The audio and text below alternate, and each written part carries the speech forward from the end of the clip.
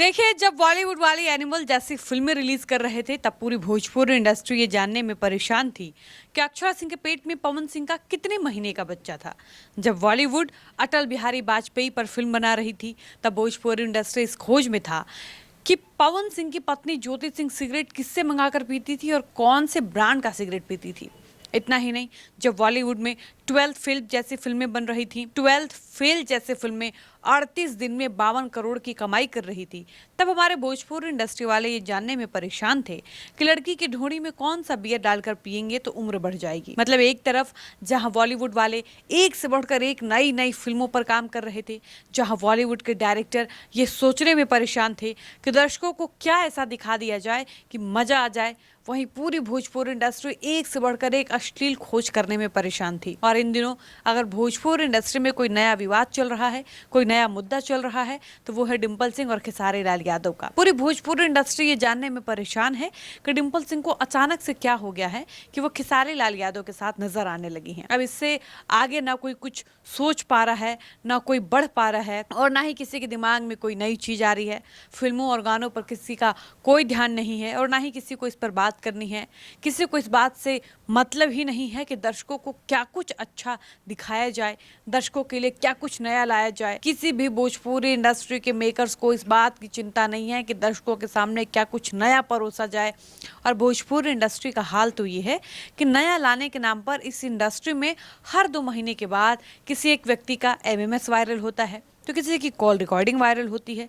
और यही सब कारण है कि भोजपुरी इंडस्ट्री बॉलीवुड इंडस्ट्री और साउथ इंडस्ट्री को कभी टक्कर नहीं दे पाती। और आज की इस वीडियो में हम इसी बिंदु पर बातचीत करेंगे, लेकिन उससे पहले नमस्कार, मेरा नाम है डॉली पांडे और आप देख रहे हैं सच टॉक्स। देखिए, हम ये हमेशा कहते हैं कि भोजपुरी इंडस्ट्री कभी बॉलीवुड और साउथ इंडस्ट्री को टक्कर नहीं दे सकती, लेकिन हम ये कभी नहीं सोचते कि आखिर ऐसा क्यों, जबकि ये सोचने वाली बात है कि आखिर किन कारणों से भोजपुरी बॉलीवुड से इतने पीछे है। जबकि भोजपुरी इंडस्ट्री के पास सबसे ज्यादा ऑडियंस है, तो यहाँ सबसे बड़ी दिक्कत वाली बात यह है कि पूरी भोजपुरी इंडस्ट्री सिर्फ 2 स्टार के इर्द गिर्द है, एक पवन सिंह, दूसरे खेसारी लाल यादव। इन दोनों के अलावा तीसरा कोई इस इंडस्ट्री का सुपरस्टार नहीं है। जो है तो पवन खेसारी ही हैं। ऐसे में जो भी चर्चा होती है वो पवन खेसारी तक ही सीमित रह जाती है।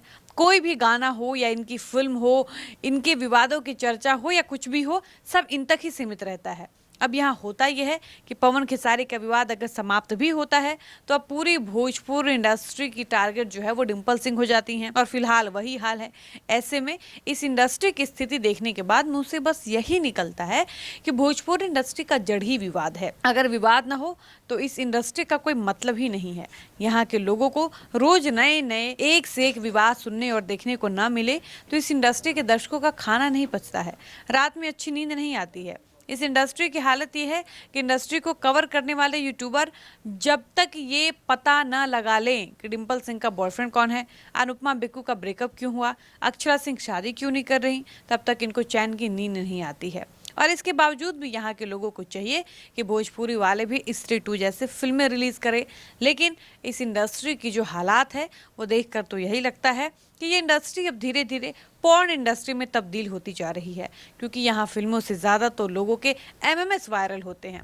पहले त्रिसाकर मधु, उसके बाद प्रियंका पंडित, फिर शिल्पी राज और बीच में अक्षरा सिंह। बाकी ये दर्शकों के लिए सपना ही होगा कि भोजपुरी इंडस्ट्री में कभी एनिमल, OMG 2, 12th फेल, जवान, स्त्री 2 जैसे फिल्में भी आएंगे, क्योंकि यहाँ के लोगों को काम से, कंटेंट से, क्रिएटिविटी से, क्रिएटर से कोई मतलब ही नहीं है।